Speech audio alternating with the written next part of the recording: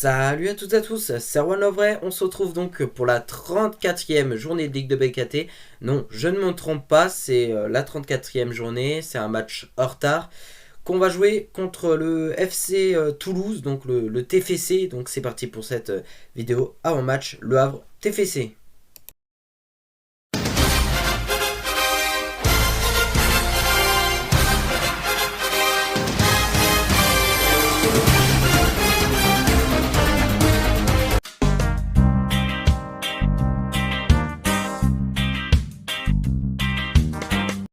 Droit, TV et horaire de la rencontre. La rencontre débutera à 19h au stade de Seine du Havre et le match sera retransmis par Beansport sur Beansport 1 il me semble.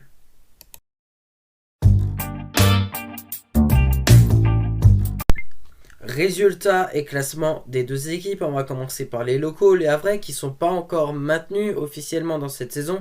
Alors le 19e normalement devrait plus trop nous embêter, mais il s'agit plus du 18e. Et oui, le 18e qui est occupé par le Stade Malherbe de Caen a seulement 3 points de retard sur les Ciels Marines. Donc effectivement, il reste encore 9 points à prendre pour nous, 6 points pour eux.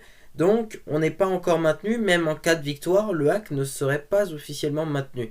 Ben, en cas de victoire, évidemment, ça aiderait quand même les Ciels Marines à se maintenir, parce que bon, avec 6 points d'avance, et sachant qu'il resterait plus que 6 points à marquer pour le Stade Malherbe de Caen, ça se jouerait au goal average et probablement avec d'autres équipes qui sont derrière.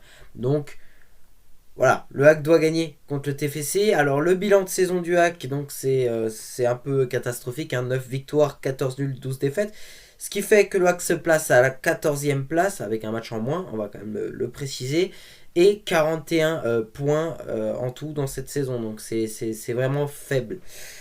Du côté des visiteurs, le TFC, eux, se battent pour la Ligue 1. Alors ça va être difficile parce que y a Clermont qui est devant, 3 c'est un petit peu envolé, mais Clermont est encore prenable. Ça va être dur pour le TFC. Moi je vois plus Toulouse jouer en play-off cette saison. Donc voilà. Ils sont actuellement 3e de ce championnat. Ils ont 62 points. Le bilan de saison du Toulouse Football Club est de 18 victoires, 8 nuls et 8 défaites. Sachant qu'ils avaient fait une première partie de saison un peu moyenne. Enfin, les premiers matchs étaient moyens. Et puis derrière, la machine a commencé à se mettre en marche. Et ça a marché. Je pense que, je sais pas si c'est à cause du Covid ou quoi, ils ont perdu voilà, quelques places là dans ces derniers temps. Mais c'est normal, ils ont eu 2 matchs en tout cas qui ont été reportés, donc ce qui fait qu'ils ont été un petit peu en décalé, mais du coup ça va compliquer un peu les choses parce que du coup ils vont enchaîner plus de matchs maintenant et physiquement ça peut être aussi plus compliqué, sachant que même si ils ne monteraient pas, ils seraient obligés de jouer des playoffs, donc tu enchaînerais encore 2 matchs par semaine, donc ça serait intense comme planning. Quoique s'ils finissent 3e, ils ne seraient pas obligés de jouer les playoffs une.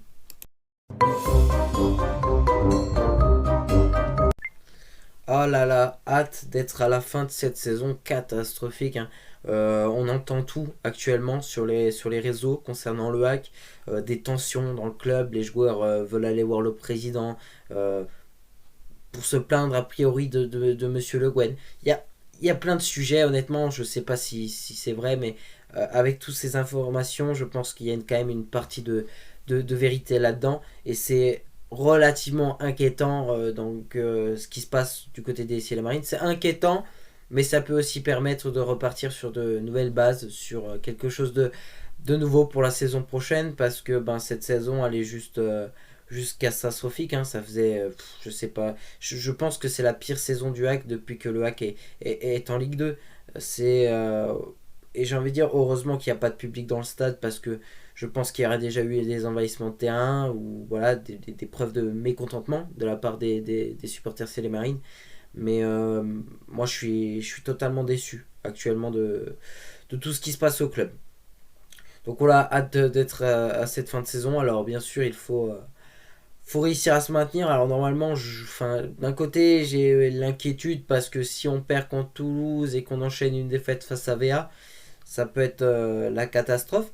En revanche, si on fait le job face à Toulouse et qu'on arrive à battre Toulouse, même si officiellement on ne serait pas maintenu, ce serait déjà une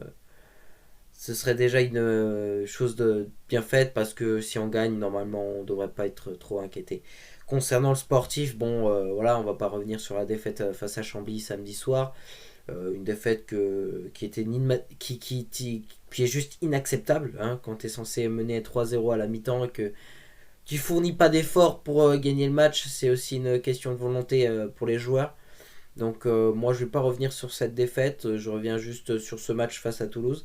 Je me souviens au match aller, c'est Toulouse qui avait gagné 4-3, ça avait été un match plutôt serré. Et oui, ben, même si le HAC perd contre des petits, soi-disant des petits, parce que cette année je pense que le HAC fait partie plus des petits que des gros.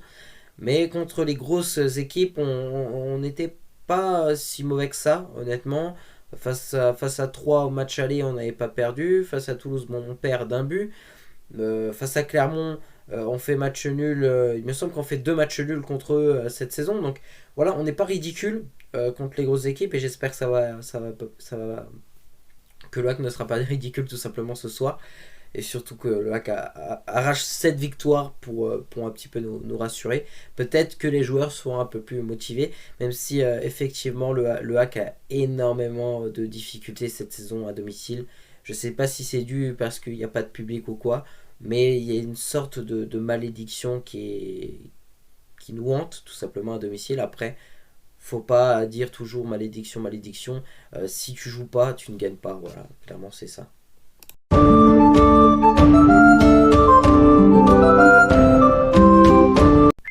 Toulouse.